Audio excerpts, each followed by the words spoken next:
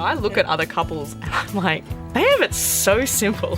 They met, they fell in love, and then they started a family. Whereas we're like, okay, well, hang on. So you've got the kids that weekend, and then, okay, cool. And how you then merge each other's lives together is so complex.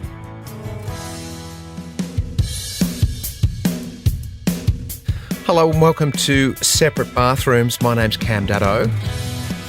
I'm Daddo. Thank you. Yep.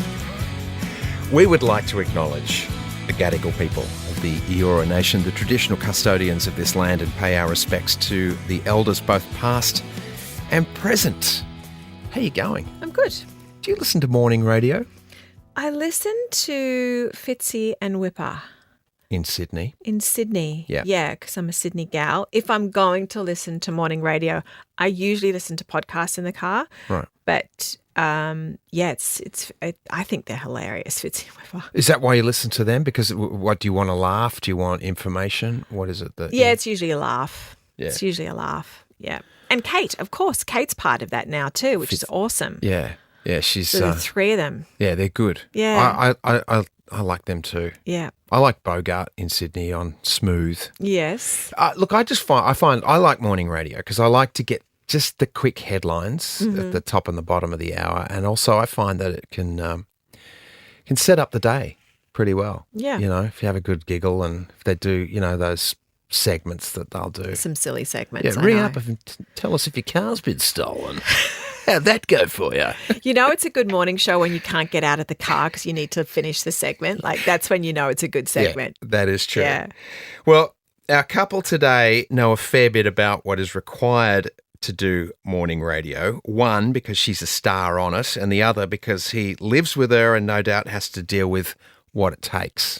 Belle Jackson can be heard every weekday morning on Nova 100 in Melbourne, 6 a.m. to 9 on the Ben, Liam and Belle Morning Show. Today, though, Belle's left those two nuffies to join us and do bathroom things with her real-life man, Luke Adamson. Let's not keep them waiting any longer. Welcome, Belle Jackson and Luke Adamson, to the bathroom. You're looking gorgeous. Oh, thank you so much. Fresh from Melbourne. Yeah. Love that. Crisp. I mean, this time, breakfast radio, which is my job, I hardly ever look fresh. I feel like you just go through life and you just go, do I look fresh or do I look like I've slept for 3 hours? We'll see. Yeah, but it's all right. I mean, it's kind of cozy, that feeling. Yeah. Don't you think? True. A little true. rumpled. And you don't look rumpled.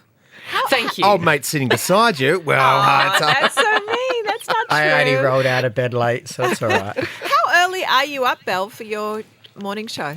3:20 is my alarm. Whoa. So yeah, but actually, well, it's our decision, it's our own doing, really, because Luke and I, we've purchased kind of fairly far out of Melbourne. It's about a 40-minute drive for me into work. So 3:20 I get up, and then we all meet here at the office at 4:30. We don't do the 5:30 roll in. We do the 4:30. Yeah. Okay. What time are you in bed then? Too late. Like 9:30, I think. Yeah, 8:39. It's normally Luke saying, go to bed, you need to go to bed. I'm like, no, I don't want to. And so that's when you listen to Smooth, isn't it? At 9 o'clock when I come on and I tuck you in. Puts her to sleep. Actually, we have Smooth playing in the office constantly, and it is just, I wouldn't be able to do my mornings. I know it should be night, but we wouldn't be able to do my mornings without Smooth when we roll in at 4:30. It's perfect. So is the 4:30 in the morning thing, you stand in a circle with Ben and Liam and you kind of talk about just a little prayer before you go on? Yeah, I'm sure that's it. Get some centered. saging. Yeah. Saging. Douse ourselves in coffee. We we've always done 4:30. The boys and I have always just 4:30 roll in, and it's so we're not rushed, and we can actually look through all the news, and we can actually prepare properly and really go through the show, which we wouldn't have it any other way. Yeah. What are you doing at that time, Luke, when she rolls out of bed at 3:20? Do you just roll over and go, no? I usually just wake up with her. Sometimes she'll be lucky enough to get a coffee in the morning if she's had a rough night. But other than that, I'll roll over and go back to sleep, and then she'll come down and give me a kiss and say goodbye and drive safe and see you later. Yeah. Really? Yeah. We do the same morning routine every morning. I get ready upstairs in a separate bathroom. And, so I go upstairs, get ready, and then when I come back down, I say bye. And, it's pretty much the same thing every morning. Same routine, yeah. I think we're going back to ask about the same question. All right, can you guys take us back to the very beginning of the relationship? How did the both of you meet? It's a very long story. Brace yourselves. Tinder. Wow. Yeah, I know, it's so lame. It's so lame. It's so modern and it's so boring. And I mean, we went through that whole thing. Luke wanted to make up a story, and when we started dating, he said, "Oh, should we say it's something else?" But what did you want it to be? I've got a beautiful story how we were both hiking, and there was this beautiful lookout in Mount Barker in Adelaide where we both lived, and I was like, "Oh, can you take a photo?" And as I passed her my phone, our hands touched, and then that was it. We went out for drinks after that, but unfortunately, but sadly, no, just Tinder. swiped right. Maybe that's for the older generation. You give them that story because Tinder for the older generation, they're like, "What is Tinder?" But like these days, everyone meets online. Well, a lot of people do. So common. Yeah, and also, there are a lot of people who listen to our podcast that didn't meet online because the internet wasn't around. So it is quite curious for me to actually talk to a couple that did swipe right or swipe left, and like how many swipes did you have to go through before you swiped on each other? Yeah. Oh, well, I'm sure we have very different answers for that. Yeah. But for the girls on Tinder, it's you're lucky because you swipe no, which is left. So no, and then you go, oh, yeah, okay. And that's usually a match because the guys do the Tinder walk where you just go, yes. We shoot until our you shot get for a match. everything. Yeah. But Luke, well, you can tell where you were when you saw. I was actually like living as a bachelor life out in a little country bit of Adelaide, and I was doing my laundry because I didn't have a washing machine, so I was just in Mount Barker, just swiping, and then we ended up actually realising we only lived about 250 metres away from each other for a whole year before we actually started dating properly. So by the time I swiped right, he'd already said yes to me. So what happens is, so he says yes, and it will say, okay, well, Belle hasn't, swiped yes or no on you yet, so just hang tight. And then I was sitting outside just on a Friday after work, and I was swiping, and I said yes to him, but your profile, it was very vague. I was like, who is this guy? There was like one. Yeah, and usually you don't go for those ones because they're the sus ones, and so there was one photo of his face and the rest was all him in his army gear and stuff, and I was like, I could go for a soldier. Yeah. So I swiped right, and we started talking straight away, and we got dinner at the local pub the next night. Yeah. And then we were kind of inseparable from there, which sounds so lame. So what was the what was the dinner? Was it like steak and chips? Was it chicken parma and a beer? I don't actually think we ate. I think we just drank. Yeah, I think we ended up having a liquid dinner because we were like, we were both. I don't know. I was a producer at that point, and you were living bachelor life, running a charity still. But we were just kind of. We said, I think it was like 8 p.m. or something. We met at the pub, and we just kept talking and talking and talking. Didn't even end up ordering food. We just had a drink, and then it was kind of like, okay, well, where to from here? And my house was closer. Here's my garage clicker. That's Tinder for you. Yeah. So I said, we stood out the front and I said, all right, well, my place or yours. Yeah. And we went back to his place and had a few more drinks. And then I strategically left her jewellery on my nightstand. Oh, right. Strategic. It was an accident. Jewellery. Yeah. And then, so came over the next day, and then we saw each other all that week. And then by the following weekend, I was his +1 to an event and meeting all your friends. We went fast. Yeah. But it just felt easy. It just felt right. And it was very, very naturally forming as well. Yeah, it was one of those things that we both didn't want a relationship at that point as well. We're both like, oh, nah, something casual. And it just so happened that here we are today, engaged. Oh, it's amazing. So, Belle, we know you're on radio with Ben and Liam. Yeah. So obviously there's more to you, and we'll uncover all that gossip. We really don't know anything about the handsome rooster Luke beside you. Luke, can you just tell us a bit about yourself? I know that the Belle just mentioned you have a charity. So what's to you? Yeah, obviously I joined the military back in 2007, just into the army, and sort of made a career out of that. That was my career trajectory that I wanted to follow forward in my brother's sort of footsteps. Had a really great career in the army before getting injured on a couple of operations that I did overseas. And then when I got back from my last operation from Afghanistan in 2011, I had a really bad transition out, which you'll hear a lot about in the media now, with soldiers not getting the required care that they should deserve when they get back. And I went through an absolutely terrible time.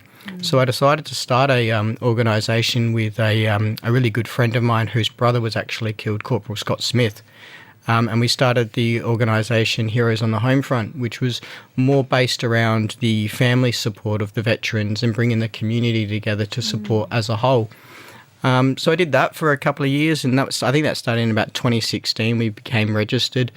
And then, it sort of snowballed and grew, and we really started to support the South Australian community predominantly. And then, went on board with another charity and became the director of an organisation called Walk for a Veteran, which still runs today, which is a 42-kilometre walk to support the 41 soldiers lost in our current wars, but then obviously the 42 is for the soldiers that are still committing suicide. Recently moved away from that, and now I'm at RSL Victoria as the RSL Active Projects and Programs Coordinator. So still in the veteran space, love the veteran space, very passionate about the veteran space. Something very close to my heart. Amazing. Is that charity still continuing on without you attached to it now, or is that? We were a subsidiary of another charity called Hearts for Heroes. Yep. They are still currently running in South Australia. I think we're looking at winding down both organisations just because of it's all volunteer based. It's becoming very, very, very hard to continue those sort of organisations. And myself stepping away to Victoria sort of left a little bit of a gap. But they'll still run for a couple of years. Walk for a Veteran's still running, still growing slowly. I think they'll continue for a little while yet. Oh, well, lucky Victoria that they've got you now. That's fantastic.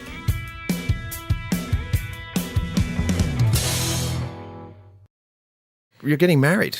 Is this correct? Yeah. That's the big news? Can I just go backwards? Because we jumped some steps here. We went from Tinder, couple where everything went well, +1 the first week, and now we're engaged. I want to hear about proposal. Oh, okay. Can we go back to... All right, we're swiping left now. Let's go back in time. We're going back. Let's back it up. Oh, no, you got to pay premium for that. That's a juicy story. Well, let's hear the juice. Story. Come on, who's taking this one? Well, I'll start because there's quite a lead up to the proposal story. Okay. Yes, but before that, so talking about the move to Victoria as well, I think that's something that happened before the proposal, obviously, but the move to Victoria was like that was such a huge decision as well, and huge acknowledgement to all the couples out there that have moved for love. It is so not easy. Yeah. It is so. You don't know how you're going to handle it as a couple until you do it. And taking that leap, we did long distance for a few months at the start, and we thought that was tough, but transitioning over to actually then having one of you leave your family and friends and job and charity. Well, and I've got 2 kids back in Adelaide as well, so I've left them to be here in Melbourne as well. Yep. So Luke's moved over, and I think that was the biggest step in acknowledging that this is for real, and that Luke's in at 110%. So and then because of that, and we were in that weird transition stage where we've bought a house together. Luke's moved over. Well, I've moved over as well from Adelaide, but Luke's left his family. Now I'm amongst my family to then go, hey, do you want to now get engaged? It was such a big decision. And so I was making a few jokes about our upcoming trip to New Zealand, saying, we're going to New Zealand because we went in July. And that was with Luke's family. And I was making jokes about possibly having a proposal there. And then Luke was shutting them down. Yeah, I shut them down for a while. Because when we first moved over, I didn't have a job secured at that time. I had a lot of interviews lined up and had a lot of prospects, but most of my days was spent just exploring Melbourne. I'd never lived in Melbourne, so I'd catch the train in the morning and walk around and do all that kind of stuff. And then I came across a jewellery store in a mall, and it was self-sustained diamonds, made like from the environmentally friendly, all organic.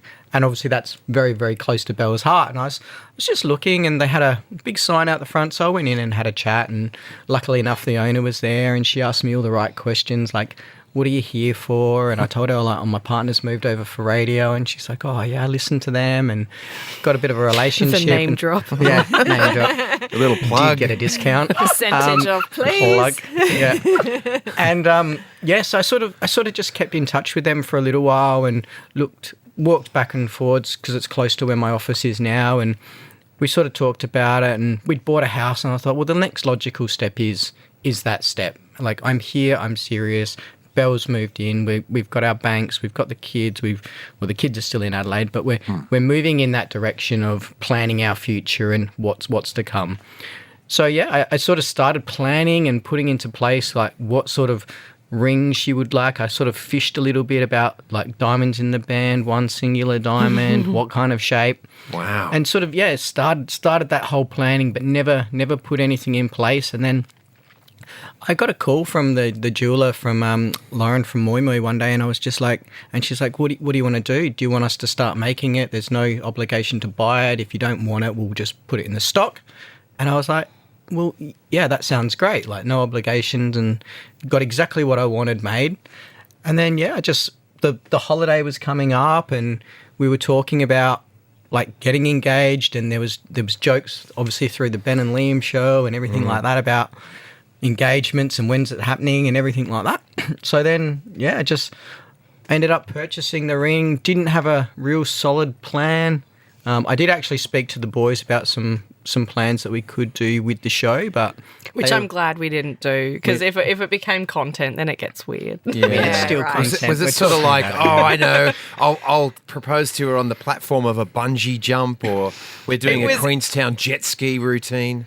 Well, it was actually there was talk about including Lewis Capaldi. You know Lewis Capaldi, the artist. I love him.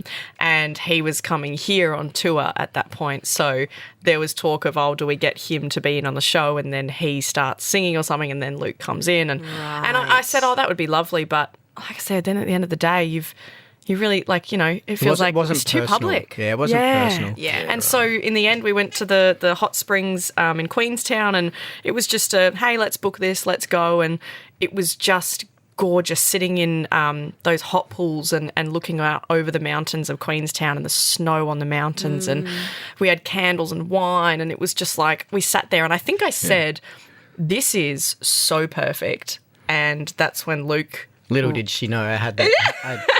I'd had it the whole time in New Zealand. And he like reached around and then said, well, actually, I've got a question for you. And popped the box. And the best thing about the box was it had a light in it. So I don't even know if you can picture this, but you know, you open a ring box and there's the ring, and that's fantastic. But the box that the ring came in has a tiny little spotlight that is in the lid. So it's like those, you know, there's like birthday cards that when you open it, it starts singing. This is like you open it and the light turns on and shone down onto the ring and just reflected. It's just incredible. So I had to put snow on the mountains. Yeah. Was there also a ta-da as you opened the box? No, it was, you know what? I think it was actually also beautiful because it was like dead silent. Yeah, like it was so dead silent, but you could hear the I don't know, like there's soft rain and the snow and everything, but just like the spa was going. It's just gorgeous. And I didn't put the ring on straight away. I just left it in the box on the side, and I was like doing that, like I don't know, Miss Congeniality kind of like waving my face to try and dry my tears, and real but it was beautiful. It was exactly what I could have ever hoped for, really. And and then we had to sit through an hour massage straight afterwards, and we couldn't talk about it. We booked a massage. Anything. So it was from engagement to silence, which is the best way to start it, I think. Lying in the massage in my face, you know, through the hole, and the whole time I'm like wide awake, just thinking, I've just gotten engaged, like, oh my gosh, your whole life ahead of you starts. And the masseuse is going, why are you so tense? Yeah. And what's that ring box lying on the floor there that you're staring at through the hole in the massage table? She just had her hand sitting there, That's amazing. It's a ring box with a ring light. I mean, everyone's become used to ring lights for their online stuff, and the ring box actually had one. And it was probably a good thing you didn't have Lewis Capaldi singing, because most of his songs are about breaking up, aren't they? Don't you forget me and all that sort of stuff. True. Breakups and death. Yeah. There is one song we like, though. But it was so perfect. And I think people, like some of my friends have said, it's very quick, which we've been together for 2 years and already engaged. But I always had the golden rule of like, go out with them for about 5 to 7 years. I don't know why. I don't know where I plucked that number from, but I did. That's how I viewed marriage and engagements. And now I've gone so against that timeline, but it just feels easy and right and natural. And we have so much fun together. And it's been a hectic year, to say the least. Yeah, of course. Tell us about your kids. Tell us about, how old are they? So I got a 3-year-old Josiah and a 8-year-old Eli. Oh. So they're both beautiful little boys. Yeah. So very active. And you've met them, Belle, of course. Yes, yeah. So, Josiah was 1 when I met them, the littlest one. So that was big, and that's definitely like been a huge hurdle for us, because I'm 28 and I was getting into this relationship with a guy that had 2 young kids, and it was a lot. And so when I was living in Adelaide still with Luke, Luke has the kids every second weekend. So now you fly back still every fortnight to Adelaide. Oh, no. Yep. But back then we really eased, I think we did it in the right way. We really eased me into their lives very slowly, because... And look, I'm happy sharing this, but so my father and mother got divorced when I was very young, and then I had a stepmom come into my life very quickly and like full speed ahead. And so we did the complete opposite of that. I'd met them out in a public place, like we were at a park, and I said hi, and then we only had like 5 minutes together. Then the next time it was, okay, we'll spend some more time, but again, not at home. And then gradually just eased me into their lives, and then so they could get to know me, and then they started asking the questions of, are you together? And little kids say, is she our mum? Are you getting married? And you could then, Luke, you could answer those questions. And I would say we have a good relationship now. Yeah. But no, they absolutely adore Belle when they see her. They always ask, and I think they love your cat Gary more than they love you, but I think that's the consensus around a lot of people at the moment. Yeah. That's an animal for you. Yeah. But it's a lot of juggling at the moment with the kids. Like Luke going back every second weekend still. It's it's a lot, but it's what we decided to do was you to move over here, and that's how we're going to do it. I want to make it work. We have to make sacrifices in life to makes us happy. At least you're still showing up for your kids, and I think that's great. Friends of ours did a similar thing like that. They were dating, and I believe he had the kids. No, she had the kids. She had the kids, and so he would go over there, and he was just like her friend, and it went on for quite a few months, and then it was it was the kids' idea, saying, why don't you two get married? You guys should get married, and they were already dating, but the kids didn't know it. And they were little kids, the same as yours, I believe. But it worked really well for them too. So it seemed like a lovely way to do it.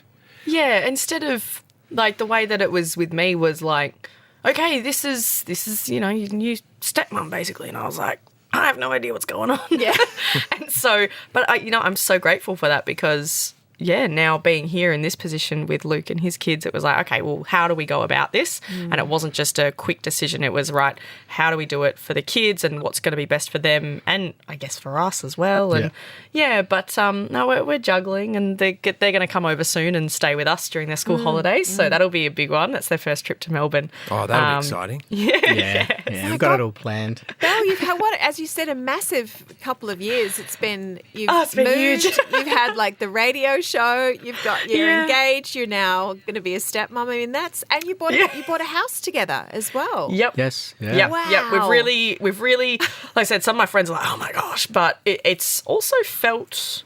It's just felt better than doing long distance. Like I said, we tried for months, and it was tough, and we were both for our mental health and emotional day-to-day being, it wasn't working being separate, and flying back and forth to each other was just hectic, and me trying to do the radio show, and it just didn't work.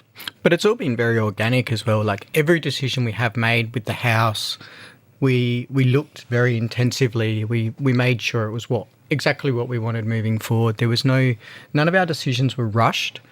We did decide that I would stay back in Adelaide because I actually had a work contract. I would stay back and finish that contract out, and we would do long distance whilst applying for jobs. But I wasn't going to move over and leave the kids unless there was a good plan in place that we were both really, really happy with, and not just a knee-jerk reaction like, you're over there, I miss you, I need to be there. We had to make sure that everything was put in place for the house. We've got dogs and animals as well, so we needed a yard. We got the kids, so we needed a spare room for them. We needed a spare room for people to come and stay. So everything we've done, we've really calculated how we've done it and when we've done it. And I don't think we've gone wrong so far with the decisions we've made. Touch wood. Yeah. But I agree. And have you got the wedding sorted yet, or are you just the sunny early Absolutely days? not. She's got it sorted in her head since she was about 16. I Ali was the same. I know, you were a bit of a romantic, Belle. Were you like, I see myself doing this, and this is how the wedding's going to look? Have you already sort of dreamed into that? Yeah, a little bit.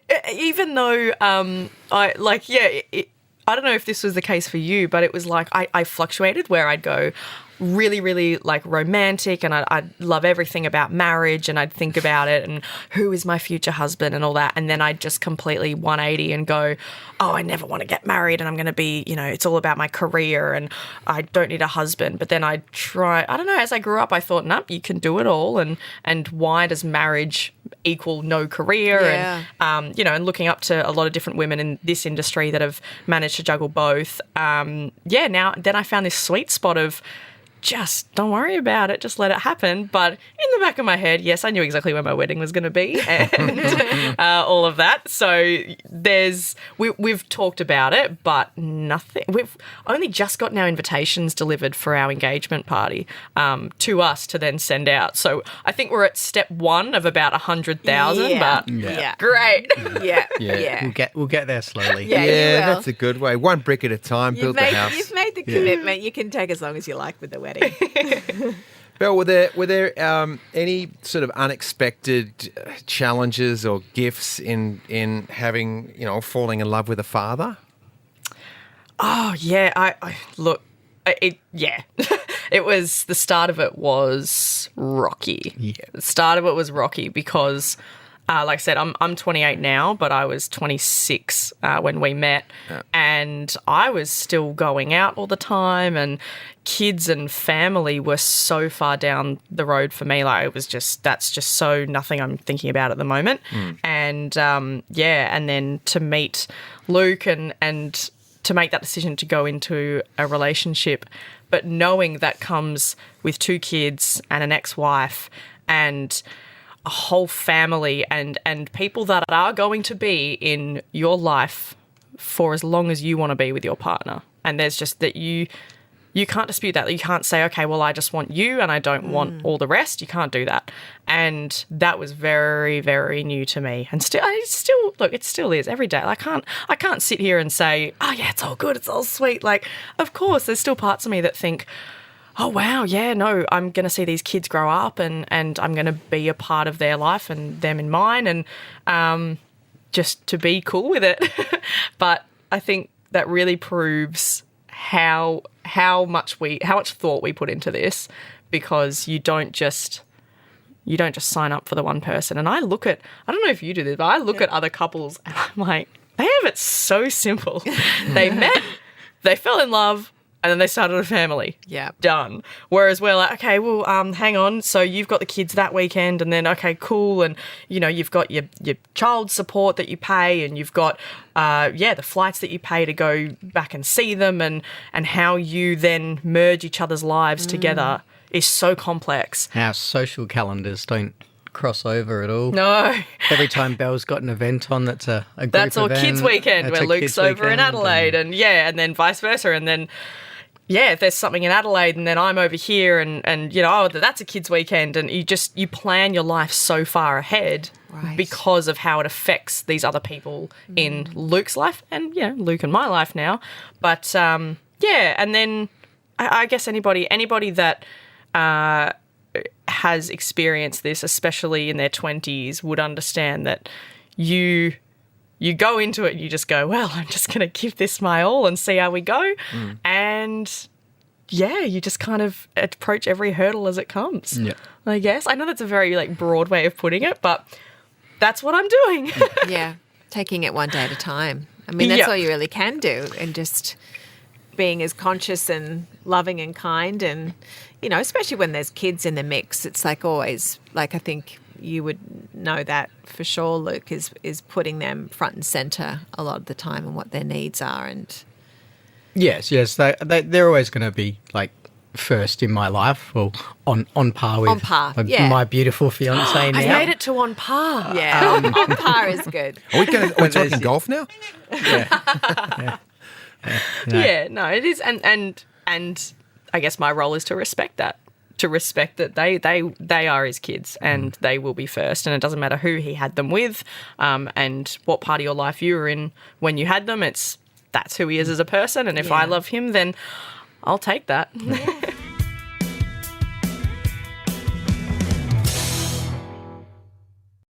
Let me ask you this, because I noticed I noticed on breakfast radio, announcers really do have to bring their life to what's going on.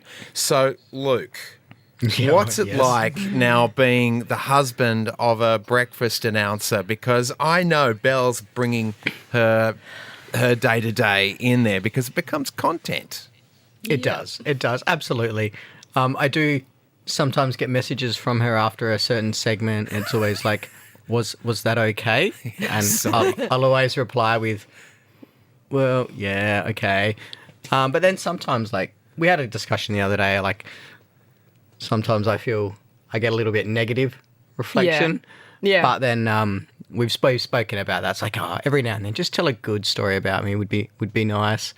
Which is, you said, we had that discussion because the annoying thing about content is I'm not going to come on the show and go, oh, my lovely fiancé cooked me a great meal last night. Who cares? But I am going to come on and say, oh, you'll never guess what Luke did. He did this. And that the stories come from the stuff that, you know, it's a funny story where you've done something silly or we've come to a disagreement about something. Whereas, the good stuff, it's just... it's just not content. But so what you mean the positive stuff? Yeah, the positive stuff. A lot of the stuff that does actually happen. She told one recently about when we were in New Zealand and we were out doing something, and I was like, oh, thank God I didn't bring my other girlfriend, and that made it onto air. And I was just in that moment, and I remember it because we were walking into Queenstown, and I was like, that is not content. Do not write that down. Right. And she's just phone straight out, writing it down, and then a couple of weeks later it's on air. But in saying that, if it is something that's actually if Luke says no, you can't, I respect that, because I'm not going to come on air and be like, oh, this real private thing that Luke did. But I think that has been a challenge, honestly, because now, my life is obviously having to look out for content 24/7. I mean, and there is probably a lot more. Have you set up a no-go zone? Like, this topic is a no-go, or that's... Have you done that consciously? Luke's kids and probably your ex-wife. I would never come on and say something that because I feel like Luke's kids are obviously still his ex-partner's children. Correct. And they are not mine to share stories about, and I wouldn't do that. Same as your family. I don't think that I feel odd if I was like, oh, Luke's, brother did this and this. I feel uncomfortable about that. But I also... We don't really have a no-go. This is not to be talked about. This is not. It's always a lot of the stuff that we do talk about, and Belle has her Sunday call before the show on Monday. She always asks, is it okay if I talk about this? And I'm like, we always discuss, yes, but can you say it in this way and not how it actually... And they call it that radio mayo. They always put a little bit extra on. So the story might be... You understand? Mayonnaise. Yeah. There might be a story that's quite simple, but then when I hear it, because I listen every morning on the way into work on the train. He does. He listens. He streams from 6 a.m. to 9 a.m. non-stop every morning. Yep. And then I'll listen to the off-air. But then when I hear the certain segment that she goes, oh, we're going to talk about this next... And I listen to it and I'm like, wow, that's really been talked up a lot, but it happens. Yeah. I'm used to it now. I actually have a huge problem with it, I have to say, Luke. When Cam tells a story, I think this is maybe my control freakiness, is that when Cam tells a story and it gets really exaggerated or the facts are wrong, I'm like, that's not how it happened. There was only 2, not 3. And it's for me, and I'm like, why did you? And the truth of the story was funny enough as it is, but talk about mayo. He adds mayo, he adds tomato sauce, relish, he adds pickles, cucumbers. cheese. I'm like, oh my God. How do you manage it? What compromise have you guys met?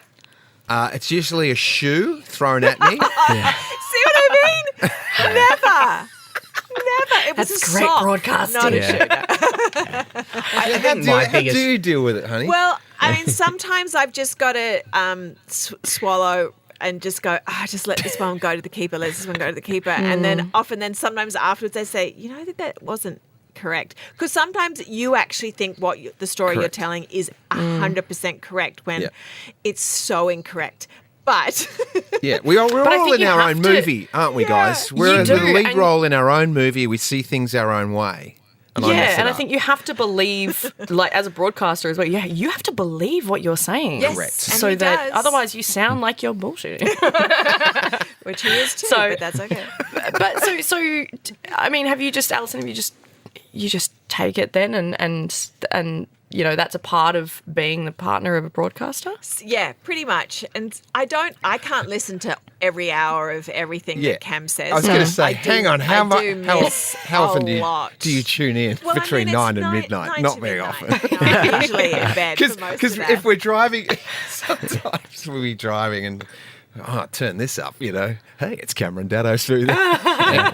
That's a pre-record bit there, sweetheart. Daddo in the car. Oh, they're the most fun. But how are you here at the same time? Exactly. Only happens once in a while, right? Only once in a while. Only once in a while. Oh, dear. So, what is next for you guys? Have you got anything big on the horizon, or what is next for the two of you? I guess just the wedding, I'd say. Planning the wedding, the engagement party first. Oh, yeah, engagement party first. Like I said, it was still step 1. And then, we're still really settling into Melbourne. And to be honest, the kids' visit coming up, that's a first. And I think that's going to be something that will be a real test for me. I know that. At me, but also for us, and to set the bar for the future and see how often the kids come, how we're gonna do it, because they're coming over for what, 4 days? 4 days. My mother's going to bring them over for the first time as well. So we have the kids and the mother-in-law. Yes. But she's only coming over to save on flights, so she'll fly the kids back home. But it'll be nice. Well, we've got a lot of stuff planned. It's planned for a weekend, and then Belle will have to work the Monday, Tuesday. But we'll just go about our business. Yeah, but I think that's the next big thing for us as a couple, and doing this all together. That is definitely the next big thing. But I don't know. I just now that we're actually just talking about it, if anybody's listening to this that is in a relationship at the moment that is with someone with kids, I've got friends who have started dating people with kids, and they're coming to me now saying, how do you deal with the ex-partner, and how do you deal with them wanting to spend time with the kids and not you? I think just never, like, my biggest piece of advice would definitely be never think that you're just going to waltz into this relationship and it's going to be okay and it's just like a normal relationship, because it's not. You are in a relationship with multiple people. Yeah. And it's really just, you've just got to take it every day at a time and let your partner do what they need to do for their family and their kids. And then, just don't judge how you're tackling it too much, because we've had our fair share of lows because of it. But a lot of it's overthinking. Yeah. I think we overcomplicate it. Right. We overthink. Like when Belle first started seeing the kids, it was, I really tried to push that. You can see them as much as you want, but then Belle got stressed out that if she didn't spend enough time with them, then she was failing in the relationship. But like, you just got to take it naturally as it comes. And like the boys, when they do see her, they absolutely love spending time with her, and they miss her. And but then there'd be weekends where I'd be like, on the Saturday afternoon, I'd say, you know what, I'm just going to go home for a few hours. Yeah. And then I'm going to come back. I'm going to reset. And that was fine. And then when Belle got back, it was all systems go again.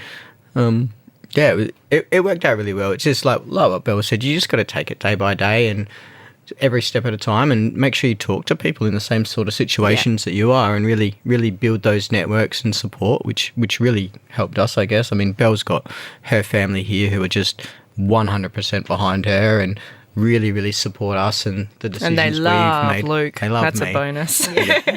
I get more messages from her mum and her auntie than I think she does. So. And they'll love the boys, of course, because absolutely they do. Yeah. Yes. No, they're at that age where they're just waiting for grandkids, so they are over the moon. Absolutely. Package deal now. Amazing advice there. And Luke, I just wanted to swing back around to your ex-serviceman days, and then coming back and then sort of repatriating into society. What is there anything that you can say to our listeners that would help them understand and be more empathetic to our ex-service people? Oh, there's a long list of things. I think that the biggest one is, like, on those days of reflection, Anzac Day, Remembrance Day, like really take the time to reflect and pause and reach out to communities, RSLs, and all these organisations that support the veterans and their families, especially the ones that support the families. Because the families are usually the ones that are forgotten. The soldiers, airmen and Navy, they're the ones that go over and do the job. And yes, that is men and women. We are still in that predominantly men role. But it's the families, the wives and the kids that are left behind that need the support. And it's great to commemorate those big days, but supporting the men and women just throughout the week. If you are in a defence community or a defence family, get behind that and support that. And then really, really engage in those communities that put those supports out there to those networks, I guess, is the biggest thing. Great. Well said. Thank you. Yeah, I didn't want to sort of gloss over that aspect of who you are and what you bring, because clearly there's a lot going on between you guys, which is great, and it's been really great having a chat. We do a thing called the 2-minute shower. At the end of our... Oh, I'm intrigued. End of our show. It's been a longer shower we've had. I'll tell you that much. We are into water conservation, so keep your answer short. What's your best quality? I would say my best quality Here we go. Throughout this relationship is my adaptability to Belle's lifestyle. Yeah, yep. No, I agree. I would say mine is, oh no, I don't know. Being able to sleep all the time. That's not a good quality. I can fall asleep. I've always said I can fall asleep in the middle of a highway. I would have no issues with that. Yeah. My best quality is probably, I would just say my motivation for my future, I guess. And in saying that, I mean, I put you very high up in my life, but I also put my career very high up in my life. And I think when I go to sleep at night, I'm always very proud of where I am. But now I feel selfish because my answer is about me and Luke's was like tied to me. That's unfair. Yeah, but you should be proud going to bed next to me. So, Oh, well said. Sure. Nice. Okay. Take that, mayonnaise. This is a big question, I know, but do you know what your partner's basic philosophy is in life? Yes. I would say your basic philosophy is family first. I would probably echo that with Belle. Family is very, very important. No way. Oh, as in for you or me? For you. Nah. You're not allowed to answer that question, though, Belle. You've already had your turn. It's either philosophy or like career. Like Yeah. she's very career driven. Okay. She does say that I'm on the same level as her career. That's a gross lie. Okay. Another hard-hitting question for you. You're both from AFL towns. What's your footy team? Actually, no, I'll go first. So I'm Demons through and through. Born and raised with a Demons family. And then Luke. I was born and raised in Adelaide, Crows boy, but I probably follow Melbourne because I know more of their players. I go to more of their games, and I've very much been converted to. And you're adaptable to Belle's lifestyle. Adaptable to Belle's lifestyle. Oh no! It all rings Oh true. no! I've moulded him. You have. You've converted the crow to a demon. This is a really good session for us. Like, I'm having a lot of realization. I feel like she's like putting the power move on me, and I'm subtly being changed into what she wants. Nah, just go for Collingwood and then we'll be all right. Oh. There you go. All right. What do you miss when you're not together? Well, for me, really, really cliche. I miss her because every time I go home to the kids and That doesn't. Yeah. That's not an answer. it's an answer. No. What do we miss when we're not together? Yeah. But like, what about being with me do you miss? Sitting on the couch, snuggling. I don't know. You don't cook for me. You don't clean for me. Well, we do everything. We do. I would say I miss the friendship that we have when Luke's not there. I miss having like and this is so gross. I've got but one. You're my best friend, and I've told you that. Luke's my best friend, and I never have felt like that with any past partner ever. I always kept them separate. It was like partner and friends, and then I met Luke, and then like within a few months, I just thought, gee, I want to tell him everything. So Yeah. yeah. So, revisiting that, I would probably say our adventures. Because when we are together, we often always try and find something new and exciting to do, whether that be a walk, a winery, or something that we don't usually do. So when we're not together, I do miss not being able to have that adventure and that spontaneous outing that we do go to when we are together. Yeah. Great. All right. Last question. Describe each other in one word. Courageous. Driven. Yeah. I could see that one from a mile away. Oh, Yeah, I would say, yeah. We have not been very good at saving water here, have we? God. Yeah, but we'll throw you a hall pass. We had a lot of rain last year. You've done all right. don't It's throw all right. We Paul put a a whole bucket bus. underneath us in the shower. There It's you okay. There you go. Belle Jackson, good luck. Continued good luck with the radio show with You too. with the men, Ben and Liam, and Luke. Good luck with Belle. Thank you. I'm gonna need it. And congratulations on everything you're doing, both of you. Thank you so much for coming on in the bathroom with us. Oh, no, Thank thank you. you guys. Thank you. It's been an absolute honour and a pleasure. And it's a very beautiful bathroom, may I say. Absolutely. Well, we've loved having you both. Thank you so much for your time. Thanks, Thank Ken. you Thanks, so Alison. much. Bye, guys. Cheers. Bye. That was so fun. That was. It's nice to have a brand new couple in the bathroom. We've had a lot of couples that have been married for many a year. And it's so lovely because they're so fresh and in love and they've only been engaged for like 2 months or something. Do you remember that? Do you remember those days? Being engaged, after 3 months that we got engaged and then we're married 2 months and we're looking at our marriage, another 8 months on from that? Yeah. It's pretty fast. Yeah, well, they did move fast, but it is one of those cases where if you know, you know, there's a certain element of just ease. It's what a lot of people talk about, actually. It's like I knew straight away because it was easy. It was easy. It felt like I didn't have to try or I didn't have to be anything different than myself. And that's what I knew. Well, they've got a lot of considerations. They do. Too. They also do. with Luke's kids and then that big one of moving. And I don't care if you're moving suburb to suburb, state to state, country to country. A move's a move. They've thrown a lot at their relationship for sure, but clearly they're very happy with each other. And they're great. Yeah. You can listen to Belle in the morning in Melbourne on Nova 100 with Ben, Liam and Belle. Mm-hmm. She's fun. She is fun. So are they too. It's good. And wish them all the best too. Indeed. Thanks so much for listening today. Catch you on the next Separate Bathrooms. Bye.